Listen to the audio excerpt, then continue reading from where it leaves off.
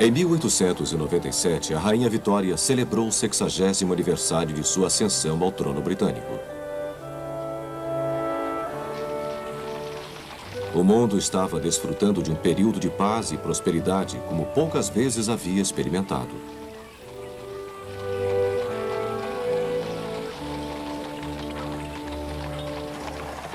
Quatro anos depois, no alvorecer do século XX, a Rainha Vitória morreu.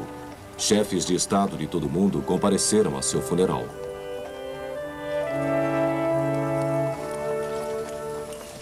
Nessa época, exceto a França, todos os principais estados europeus eram monarquias, muitas ligadas por parentesco à coroa britânica. A Rainha Vitória era considerada a matriarca de todas e sua morte foi vista por muitos como o fim de uma era. Poucos, no entanto, poderiam ter previsto quão violento e instável o mundo iria tornar-se.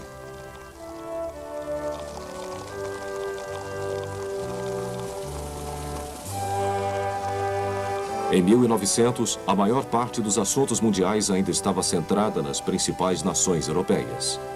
No leste havia a Rússia, cujo vasto domínio tinha o Ártico ao norte, o Pacífico setentrional a leste, a Manchúria, a Mongólia, o Afeganistão e a Pérsia ao sul. E a Alemanha, a Áustria, a Hungria e os Balcãs a oeste. À frente desse império se encontrava o autocrático czar Nicolau II, cujo poder estava salvaguardado por uma polícia secreta de muitos tentáculos e por um grande exército.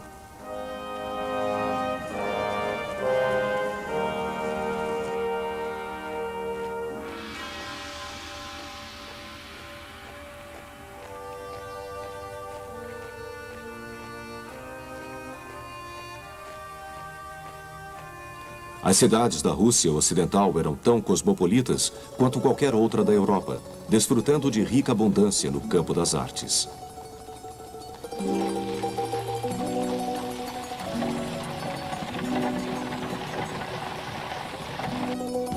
A maior parte dos russos, entretanto, ainda levava uma vida camponesa primitiva.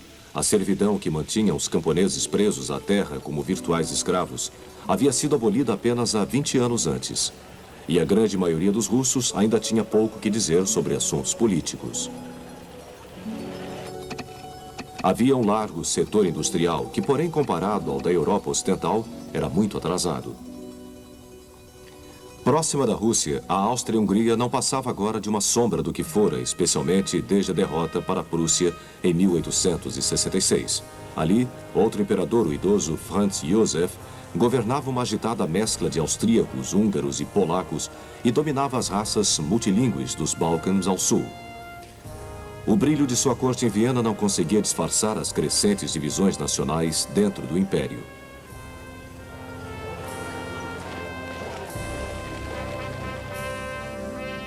A Alemanha, vizinha ao norte, era o jovem e crescente gigante da Europa. Até pouco tempo, um conjunto de reinos e principados, sob domínio da Prússia, não significara, senão após a esmagadora derrota infligida à França pela Prússia em 1870. Era governada pelo ambicioso Kaiser Guilherme II, sobrinho neto da Rainha Vitória. A Alemanha tinha um grande e poderoso exército. Assegurava uma rápida e eficiente expansão industrial, especialmente na região do Ruhr, no oeste do país.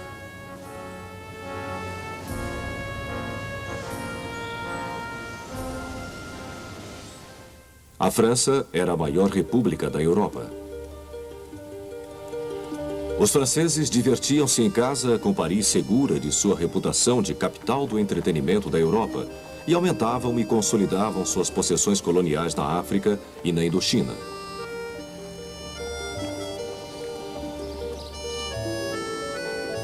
Assim, em cada coração francês, ardia o feroz desejo de retomar as províncias orientais da Alsácia e Lorena, cedidas à Alemanha após a desastrosa guerra de 1870. Do outro lado do Canal da Mancha estava a Inglaterra, ainda objeto de inveja das demais nações. Era governada pelo rei Eduardo VII, o rei desportista. A fonte de seu poder era o Império Britânico, alargado e consolidado sob o governo da Rainha Vitória, Estendia-se então por um sexto do globo terrestre.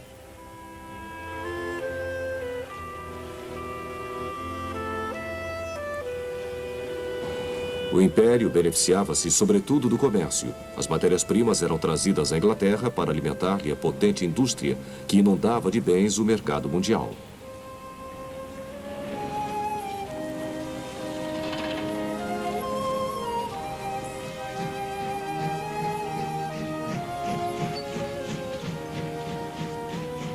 Para guardar esse vasto império, a Inglaterra confiava principalmente em sua Marinha Real, então a maior do mundo.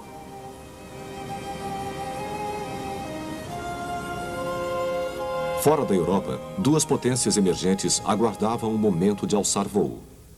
Os Estados Unidos da América começavam a expandir-se. Seu produto nacional bruto quase triplicara entre 1897 e 1914.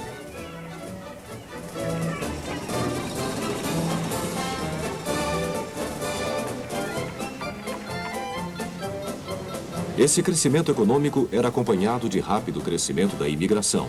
Cerca de 9 milhões de pessoas chegaram durante a primeira década do novo século. A maior parte dos imigrantes vinha da Europa para começar nova vida.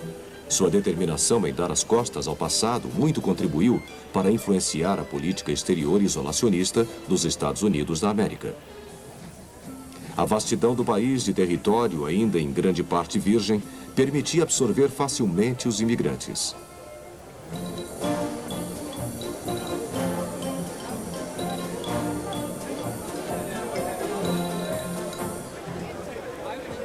Mas o isolacionismo norte-americano não impediu que esse país começasse a construir seu império. Isso era resultado da guerra travada com a Espanha em 1898 pelo domínio de Cuba e das Filipinas. Essas recriações do combate foram feitas na época pelo pioneiro do cinema Thomas Edison. Na verdade, o exército norte-americano imediatamente se estabeleceu em Cuba.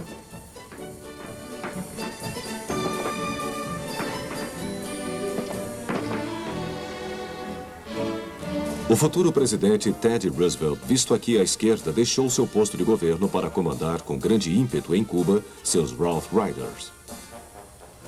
Os espanhóis sofreram duras baixas, mas a guerra só foi decidida nas Filipinas pela Marinha Americana, que afundou a frota espanhola na Baía de Manila. A guerra não apenas deu a Cuba a independência, como deu aos Estados Unidos, as Filipinas e o Guam. A outra potência que emergia no cenário mundial era o Japão.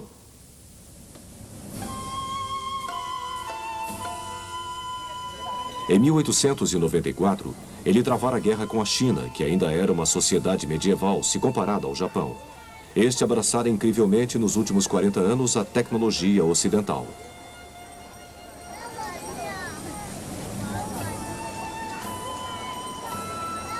A causa desse conflito oriental era a Coreia, que o Japão queria anexar. A batalha decisiva, ganha pelos japoneses, foi travada no mar e encorajou o Japão a criar uma marinha e um exército modernos e poderosos.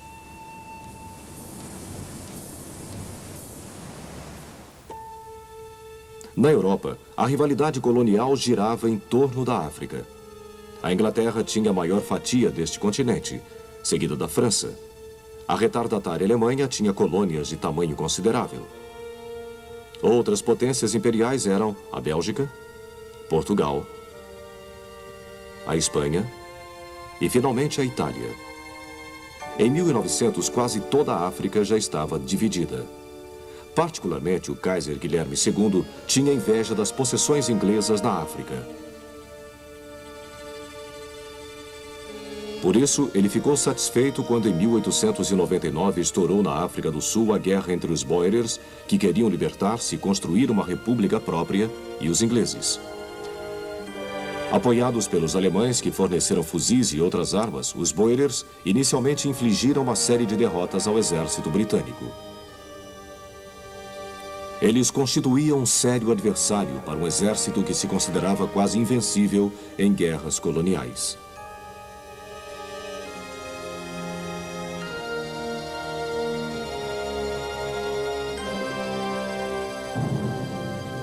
Os comandos altamente imóveis dos Boeres, apesar de numericamente inferiores, provaram ser capazes de fazer frente às inalteradas táticas inglesas.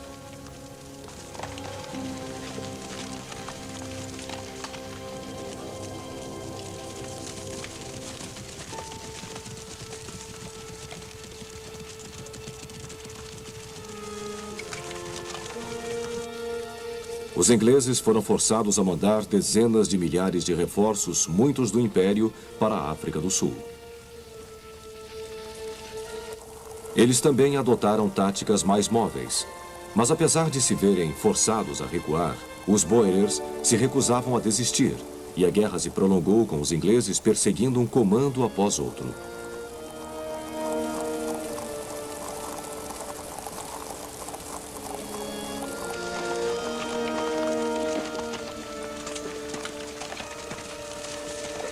Muito da perseguição dos Boeres foi feita por colunas montadas.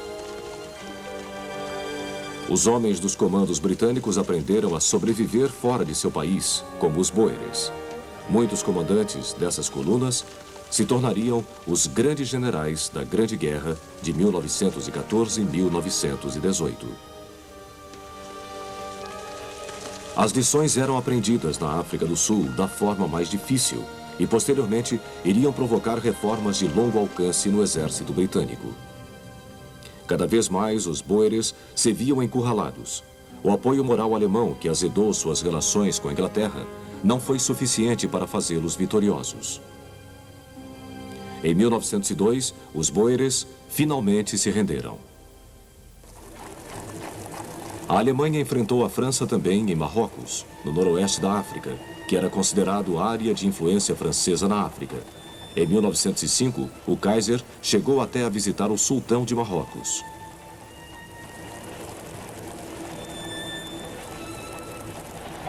Seis anos depois, somente uma habilidosa diplomacia foi capaz de impedir um confronto armado entre a Alemanha e a França, após o sultão ter requisitado tropas francesas para ajudá-lo a subjugar alguns membros de tribos revoltosas, pedido muito mal visto por Berlim.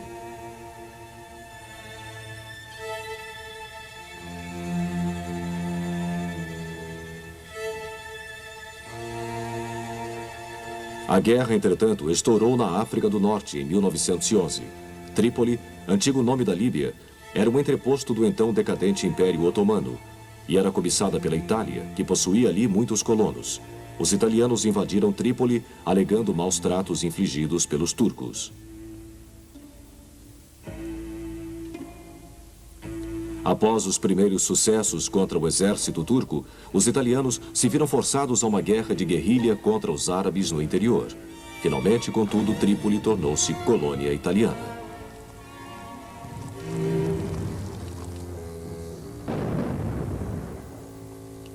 Uma característica particular desta guerra foi o uso inaugural da Força Aérea.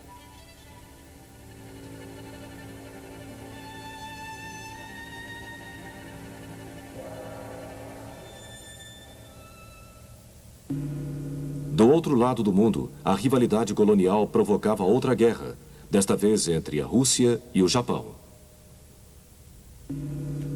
O motivo da discórdia era novamente a Coreia.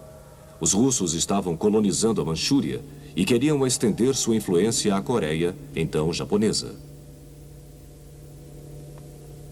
Não conseguindo encontrar solução diplomática para o problema, os japoneses resolveram desembarcar tropas na Coreia do Norte, na primavera de 1904. Eles abriram caminho pelo rio Yalu e entraram na Manchúria, fazendo com que os russos se dirigissem para o norte, na direção de Mudgen, e para longe da base naval em Porto Arthur, que foi sitiada. Em meados de outubro, uma grande frota russa partiu do Báltico para o que iria ser uma viagem de 20.000 milhas para libertar Porto Arthur. No caminho, ela atacou traineiras inglesas no Mar do Norte, julgando tratar-se de navios torpedeiros japoneses. Porto Arthur, porém, caiu em janeiro de 1905 e a frota recebeu ordens de rumar para Vladivostok. Finalmente, em maio de 1905, após muitas outras dificuldades, a frota chegou ao Estreito de Tsushima, que separa a Coreia e o Japão. A frota japonesa estava esperando e, para assombro do mundo, eliminou a frota russa.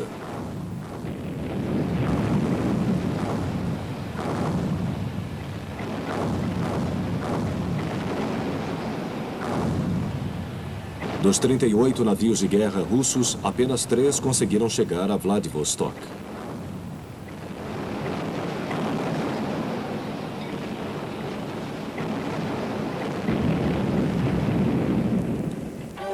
Depois disso, o presidente norte-americano Theodore Roosevelt intermediou a paz nesta conferência em Portsmouth, New Hampshire. A Rússia foi obrigada a deixar a Manchúria e entregar Porto Arthur aos japoneses.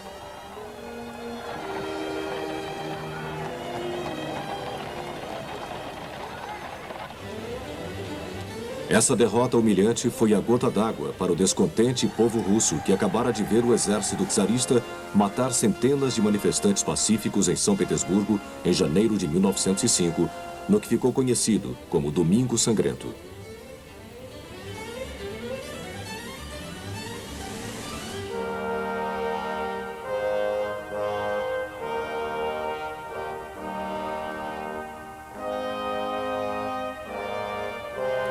A agitação cresceu e deu-se o motim da tripulação do encouraçado Potemkin, da frota do Mar Negro. Isso culminou numa greve geral em outubro, que forçou o czar a atender à reivindicação de uma Assembleia Nacional Legislativa. A Duma, como era chamada, foi instaurada, mas a autocracia continuava, e a revolução era um aviso de que o povo russo já não suportava tanta opressão. A Batalha do Estreito de Tsushima ajudou a lançar outra semente de conflito. Observando o modelo inglês, os alemães entenderam que para um país ser uma verdadeira potência mundial e não somente um império, eram necessários um poderoso exército e uma grande base industrial. E concluíram que era imprescindível uma forte marinha para proteger seu comércio de além-mar. Sob o comando do almirante von Tirpitz, foi posto em execução um grandioso programa de construção de navios, que pudessem rivalizar com os da Inglaterra.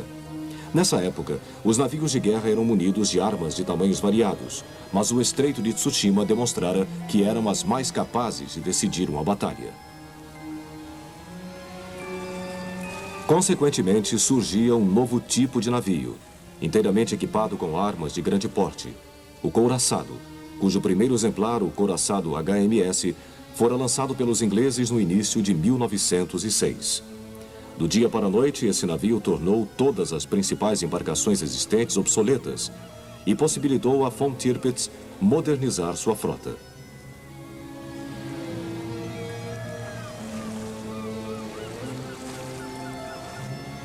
O resultado foi uma espécie de corrida de couraçados entre a Inglaterra e a Alemanha. A eficiência alemã logo diminuiu o tempo de construção de um couraçado de 3 para 2 anos, o que deixou os ingleses receosos, resultando em crescente número de novos couraçados com armas cada vez maiores. Essa precoce corrida armamentista serviu para aumentar a tensão anglo-germânica.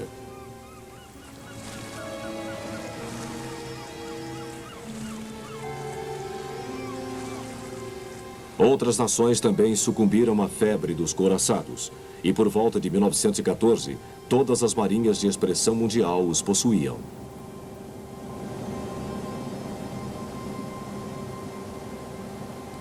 A tensão internacional aumentou com a criação de 2 campos armados na Europa. Em 1879, a Alemanha e a Áustria-Hungria formaram uma aliança, a que se uniu à Itália 3 anos depois. Isso era para enfrentar uma possível agressão da Rússia ou da França. Em consequência, firmou-se um pacto em 1894. A Itália, entretanto, aumentou o imbróglio, garantindo em 1902 que, em troca de carta branca na Líbia, não tornaria a lutar com a França. A Inglaterra, que tradicionalmente suspeitava da França e dos projetos da Rússia no Afeganistão e no norte da Índia, ficou fora dos enredos continentais. Mas se aliou ao Japão em 1902 para distrair a atenção da Rússia. O crescente poderio industrial alemão e sua ameaça aos tradicionais mercados britânicos forçou a Inglaterra a reconsiderar sua posição. Em maio de 1913, Eduardo VII visitou Paris e isso abriu caminho para a Entente Cordiale, assinada no ano seguinte. Ele também embarcou em outras missões diplomáticas, incluindo uma à Itália.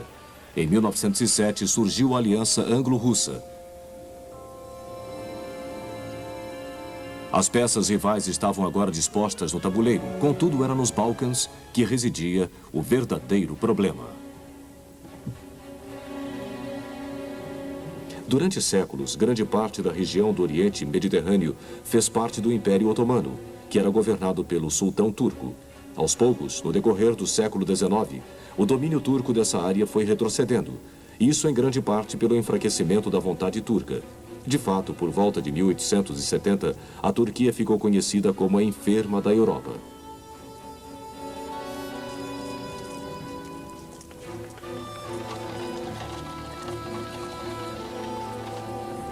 Nos próprios Balcãs, os diversos estados liderados pela Grécia já haviam começado a tornar-se independentes. Em 1900, o território turco nos Balcãs estava muito reduzido, e neles havia 5 estados independentes: Romênia, Bulgária, Sérvia, Grécia e Montenegro. As províncias da Bósnia e da Herzegovina, apesar de nominalmente ainda pertencerem à Turquia, estavam guarnecidas por tropas austríacas.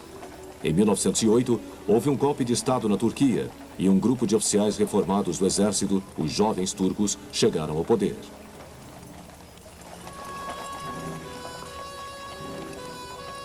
A Áustria, temerosa de uma Turquia renascida e apoiada pela Alemanha, prontamente anexou a Bósnia e Herzegovina. A Sérvia, apoiada pela Rússia, objetou por causa da pequena minoria sérvia ali existente, mas de nada adiantou. Ela, portanto, ajudou a formar a Liga Balcânica dos Estados vizinhos. Aproveitando-se do problema da Turquia com a Itália, os austríacos a atacaram em outubro de 1912.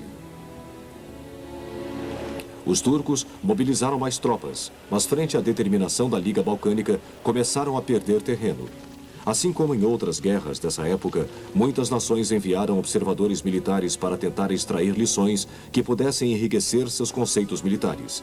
Essa guerra também foi a primeira a atrair grande número de cinegrafistas.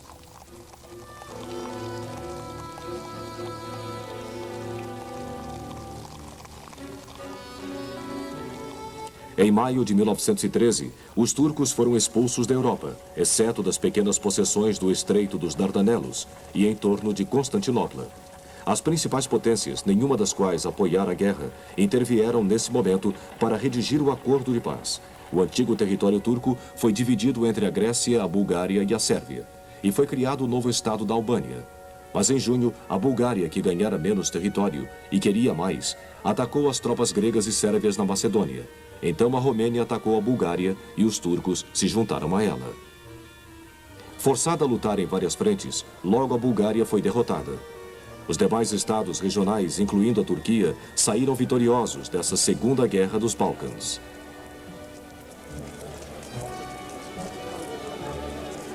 O sucesso da Sérvia nos Balcãs aumentou tanto a autoestima quanto o nacionalismo entre os eslavos da Bósnia e Herzegovina, suficientemente fortes para arrastar toda a Europa à guerra.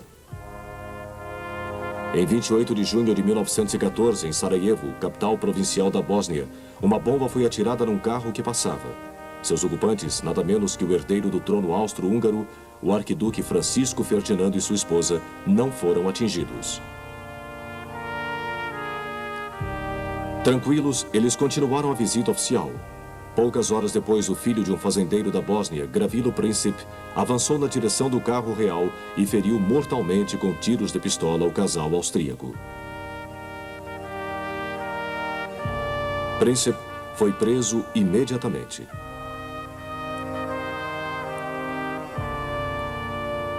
O corpo do arquiduque e o de sua esposa foram transportados a Viena para os funerais de Estado. A ira austríaca recaiu sobre a Sérvia. Acreditava-se que Princip era membro de um clandestino grupo nacionalista sérvio, o Mão Negra.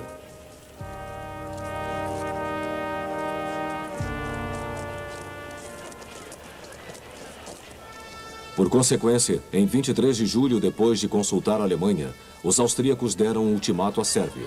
Os sérvios propuseram que a questão fosse decidida por julgamento. Ao mesmo tempo, porém, começaram a mobilizar suas forças. Isso levou Viena a declarar guerra à Sérvia em 28 de julho, fazendo-o pela primeira vez na história por telegrama. Também ela começou a mobilizar suas forças.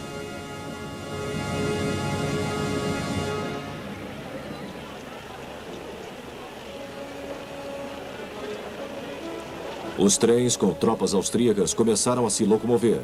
Nada fazia crer a esses alegres soldados que, assim como seus trens, a Europa inteira estava a caminho de um só destino: a guerra total.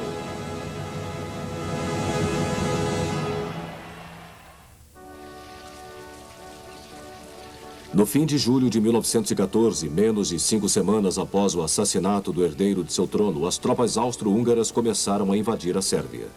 Nesse meio tempo, houve frenética atividade diplomática em toda a Europa. Berlim avisou a São Petersburgo de que qualquer tipo de mobilização russa em apoio à Sérvia seria considerada pelos alemães mobilização de guerra. Apesar dos apelos do aliado francês, a Rússia deu início a uma mobilização parcial.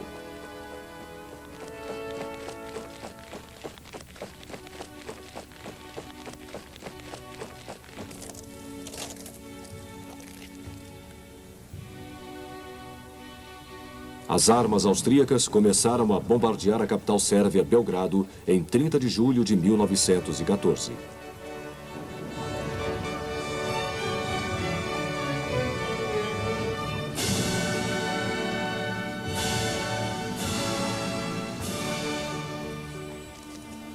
Foi isso que levou o governo russo a ordenar a mobilização total, apesar dos recentes ultimatos alemães. A certeza de que um grande exército de camaradas eslavos viria agora em seu apoio encorajou a resistência sérvia ao ataque austríaco.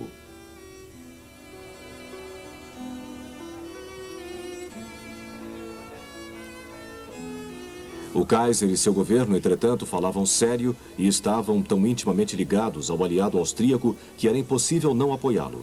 Então, imediatamente declararam guerra à Rússia e também mobilizaram suas forças. Por situar-se no meio da Europa, a Alemanha temia principalmente a guerra simultânea em duas frentes, leste e oeste. Seus estrategistas militares trataram de assegurar que a máquina de mobilização estivesse funcionando perfeitamente, de modo que seus exércitos fossem capazes de se distribuir e posicionar antes que os potenciais inimigos o fizessem. Assim, em 1914, o esquema funcionou como um relógio. E em 48 horas, os exércitos alemães estavam marchando para a guerra entre vivas e o entusiasmo quase histérico do povo alemão. Na esperança de evitar um conflito imediato no oeste, o governo alemão perguntou ao embaixador francês em Berlim se a França se propunha a permanecer neutra. A resposta foi que a França devia levar em consideração seus próprios interesses.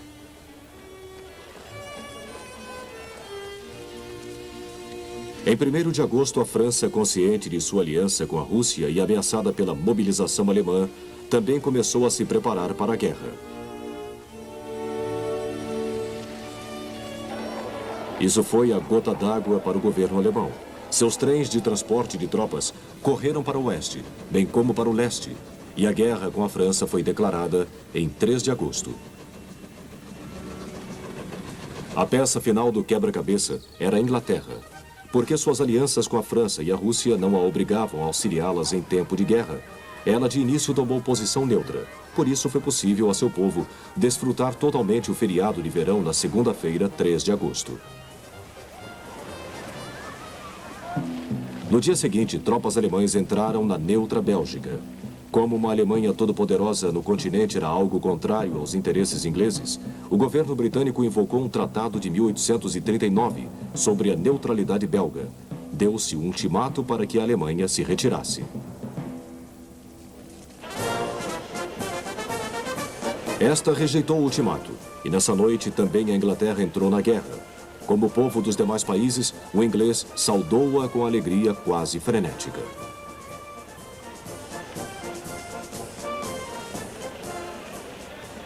Dessa forma, no espaço de poucas semanas, a Europa se vira envolvida num conflito que seria muito mais aterrorizante do que poderia ter imaginado qualquer dos participantes.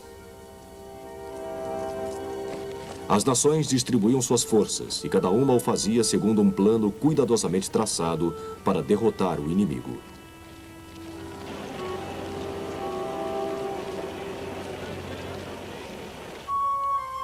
Os alemães possuíam o seu, preparado pelo conde Alfred von Schlieffen, chefe do Estado-Maior desde 1891. Reconhecendo os perigos de lutar com a Rússia e França ao mesmo tempo, e que a França poderia deslocar-se muito mais facilmente que sua aliada, ele decidiu que primeiro deveria pôr a França fora de combate, para só então enfrentar a Rússia. Presumindo que o primeiro movimento francês teria como objetivo recuperar a Alsácia-Lorena, ele imaginou um largo movimento que, tomando um desvio pelos Países Baixos para alcançar o oeste de Paris, acabasse por entrar na capital francesa e atacar por trás grande parte das tropas francesas. Helmut von Moltke, o sucessor de von Schlieffen, não estava inteiramente satisfeito com esse plano e aos poucos o foi modificando até dar-lhe o objetivo de abrir caminho pela Bélgica. Ele também reforçou suas tropas na Alsácia-Lorena em detrimento da ala direita da máquina alemã.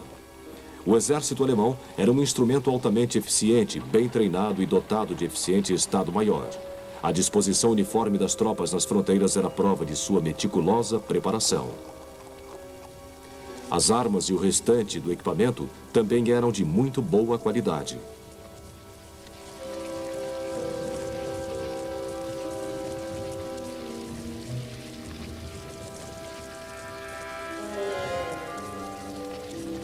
Em particular, o exército alemão era muito mais bem dotado de artilharia pesada que qualquer outro.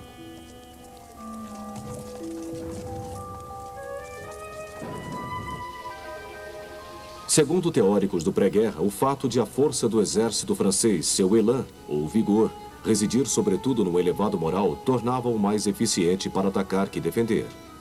Por isso, os franceses planejaram tomar a ofensiva desde o início e, como von Schlieffen corretamente previra, contra a Alsácia-Lorena. O exército francês aprendeu que, apesar de os calções vermelhos da infantaria e a couraça da cavalaria parecerem coisa do passado e das pequenas falhas que essas armas haviam apresentado em 1870, elas eram eficientes. Também se poderiam convocar para o combate as experientes tropas coloniais da África do Norte.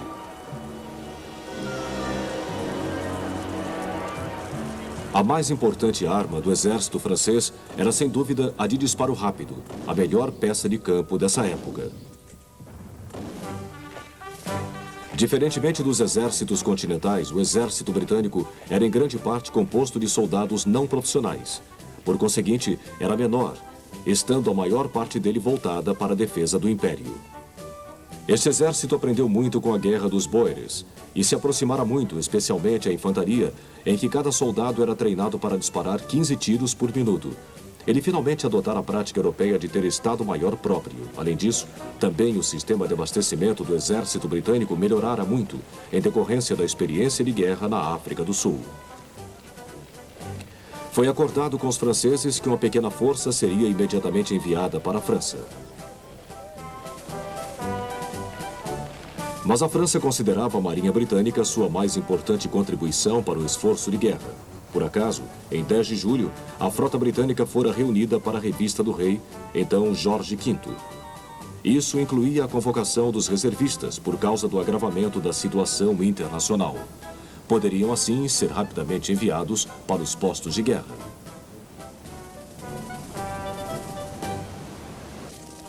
Uma fraqueza da Marinha Britânica era possuir poucos reservistas treinados, usados apenas para reforçar as unidades existentes. Havia também a força terrestre de soldados em tempo parcial. Estavam igualmente disponíveis as tropas do Império, mas essas demandariam muito tempo para ser distribuídas. Lord Kitchener, herói de guerras imperiais, foi nomeado ministro da guerra. Ele não confiava nas tropas terrestres e decidiu recrutar uma força composta inteiramente de civis, treinando-os nas fileiras do exército regular. Era tal e tão arrebatador o patriotismo na nação que quantidade de alistados não era problema.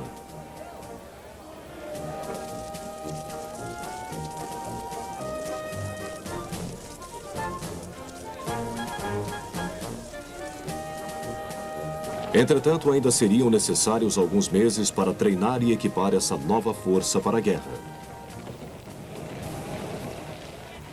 Enquanto isso, o avanço alemão prosseguia na Bélgica. O pequeno exército belga resistia bravamente, mas não conseguia deter a corrente alemã.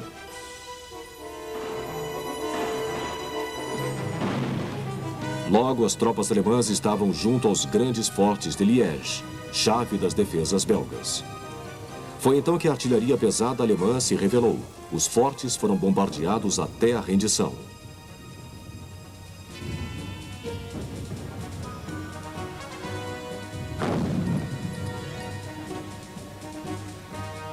Em 14 de agosto, os alemães entraram na capital belga, Bruxelas, e seguiram em frente. As cidades belgas que ofereceram resistência foram devastadas pelos alemães.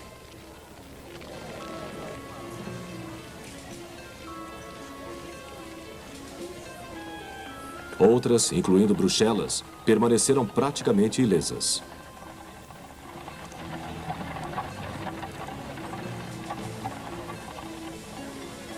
Os belgas então se retiraram para Antuérpia, enquanto a máquina alemã alcançava o sul. Algumas forças alemãs perseguiram os belgas, mas eles travaram eficiente combate de retaguarda para manter intacto seu exército.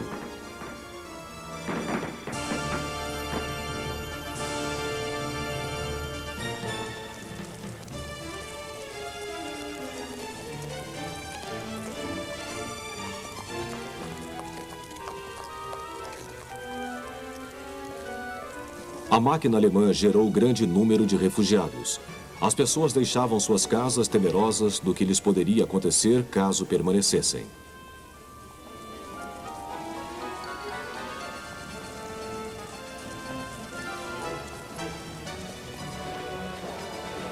As tropas francesas atravessaram a Lorena no mesmo dia em que Bruxelas caiu e fizeram recuar os destacamentos alemães.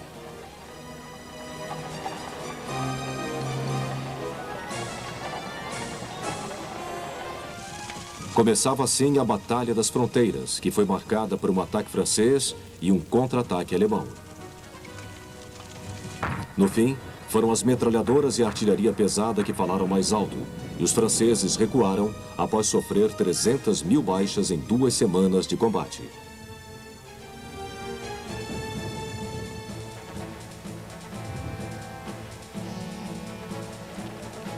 Para essas tropas francesas, o moral não tinha sido suficiente para vencer o poder de fogo das armas modernas. No noroeste, a grande máquina alemã estava se aproximando da fronteira francesa. Um grupamento francês e a pequena força expedicionária britânica enfrentaram o grosso das forças alemãs.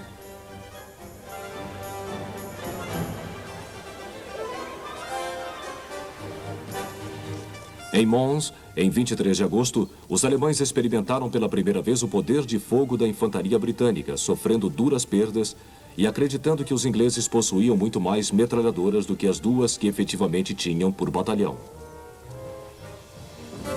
No entanto, a pressão alemã não diminuiu e suas ameaças de flanquear os ingleses e os franceses forçaram estes últimos a bater em retirada.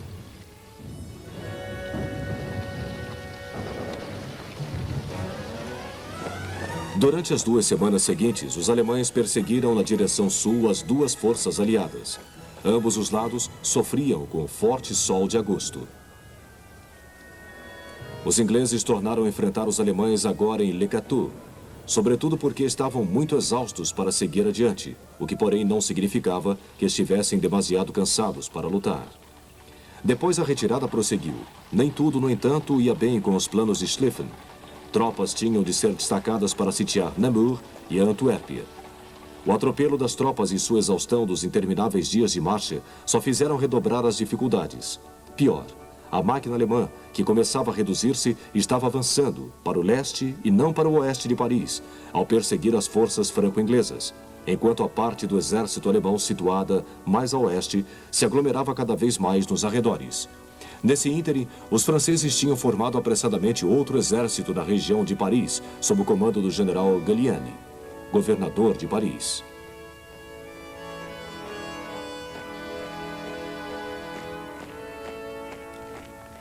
Esse exército começou a se estabelecer a leste de Paris, enquanto os alemães cruzavam o rio Marne. Uma grande frota de táxis parisienses ajudou a transportá-lo para a frente de combate.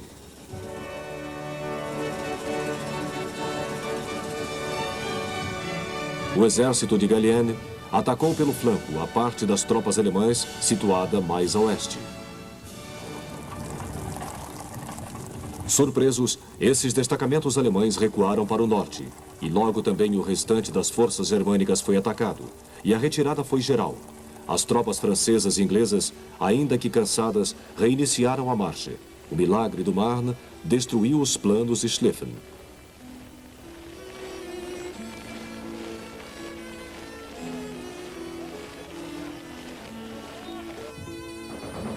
Os dois lados agora estavam quase exauridos, e os alemães, ao alcançar o Aisne, o principal rio da região norte, imediatamente se entrincheiraram.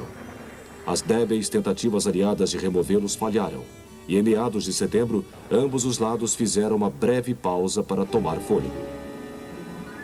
No outro lado da Europa, ocorreu batalha similar. As relativamente reduzidas forças alemãs na Prússia do Leste receberam ordem de permanecer na defensiva até a chegada de reforços do Oeste.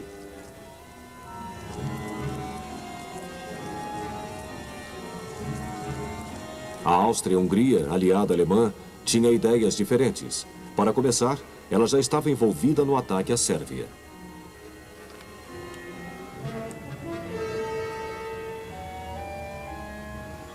O chefe do Estado-Maior austríaco e impetuoso Konrad von Hötzendorf tinha os olhos voltados também para o norte, para a vulnerável Polônia russa. Na crença de que os alemães iriam atacá-la pelo norte, ele planejou uma incursão pelo sul, visando atacar os russos antes de eles estarem preparados. Entretanto, o exército austríaco era uma máquina imperfeita. Apesar de possuir boas armas, especialmente no setor de artilharia pesada, tinha o problema de ser composto de homens de nada menos que 10 raças, cada um falando sua própria língua.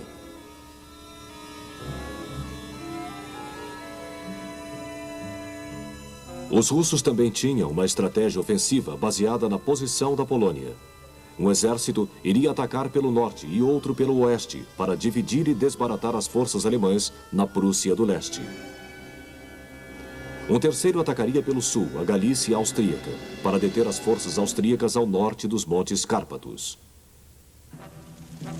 O exército russo, o maior da Europa, capaz de mobilizar 6 milhões de homens, era porém muito vagaroso. Embora alguns carros motorizados pudessem dar-lhe a aparência de exército moderno, muito do armamento russo estava ultrapassado, se comparado ao de seus oponentes. Um sistema ferroviário inadequado também significava lenta mobilização e distribuição de tropas.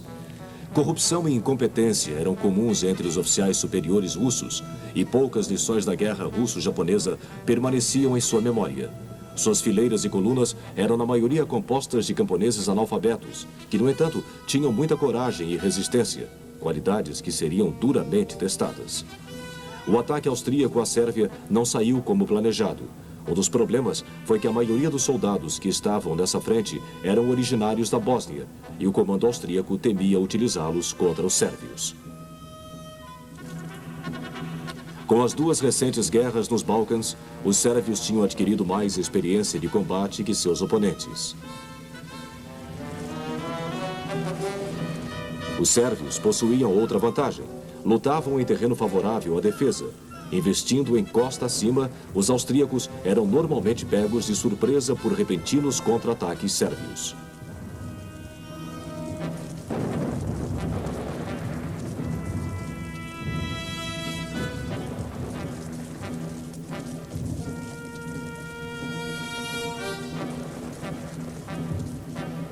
Duas ofensivas austríacas foram repelidas com grande número de baixas.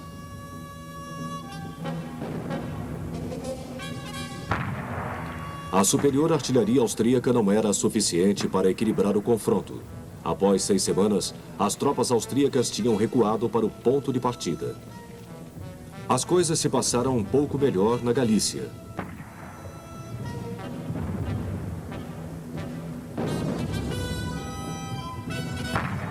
O exército russo e o austríaco resolveram atacar ao mesmo tempo e literalmente se encontraram. Ambos os lados sofreram muitas baixas, mas os austríacos saíram-se um pouco pior e foram forçados a recuar 160 quilômetros para o oeste. Na Prússia do Leste, os acontecimentos foram mais dramáticos. O primeiro exército russo cruzou a fronteira na madrugada de 17 de agosto.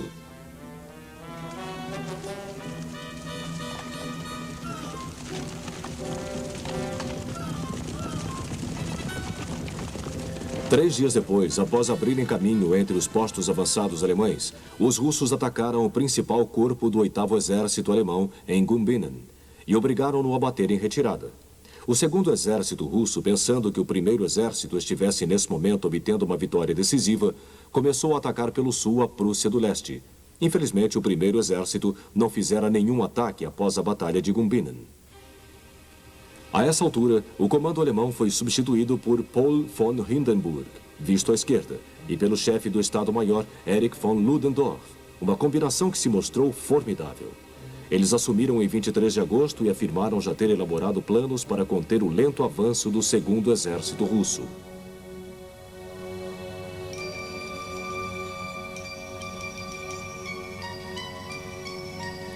Três dias depois, os alemães atacaram.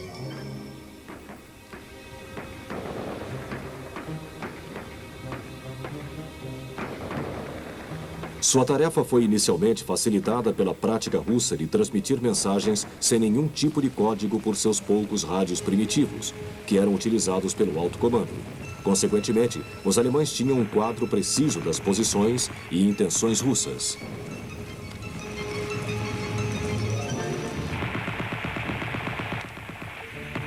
O alvo principal do ataque foi o exposto flanco oeste russo. Logo, os alemães estavam por trás do principal corpo do exército russo.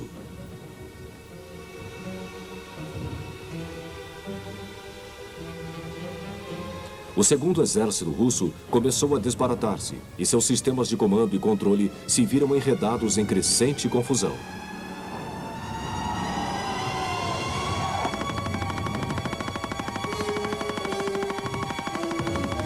Finalmente, ao cabo de 4 dias de combate, o 2º Exército já efetivamente não existia e os alemães tinham feito milhares de prisioneiros. Von Hindenburg chamou essa vitória de Tannenburg, nome do lugarejo da região onde tinham sido derrotados os cavaleiros teutônicos 500 anos antes. Ele considerou seu êxito uma vingança à altura. Nesse meio tempo, o 1º Exército Russo permanecera essencialmente onde estava. Von Hindenburg ordenou que o atacassem antes que tivesse ciência do desastre de Tannenburg. Seus homens, portanto, quase não tiveram tempo para saborear a vitória, pondo-se quase imediatamente em marcha na direção nordeste.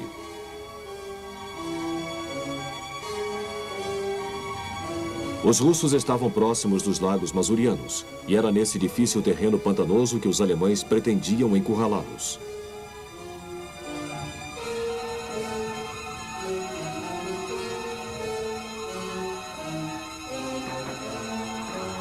Em 7 de setembro, os alemães atacaram.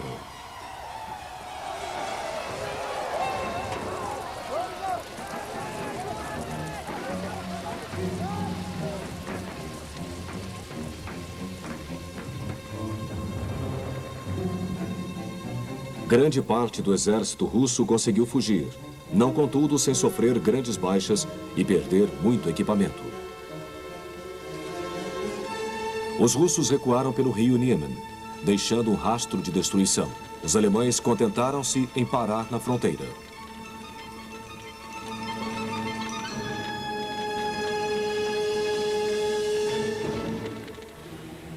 Fora da Europa, romperam outros confrontos com os alemães. O Japão, vendo uma oportunidade de aumentar suas possessões além-mar, atacou a colônia alemã na China, Tsingtao, com a ajuda do aliado inglês. Ela caiu em novembro de 1914, bem como as ilhas alemãs do Pacífico. No continente africano, tropas sul-africanas atacaram o sudoeste alemão da África. Afrikaners, ainda ressentidos com os ingleses, revoltaram-se para tentar impedir que seu país lutasse do lado britânico. A rebelião foi prontamente esmagada e o ataque sul-africano rapidamente ganhou impulso.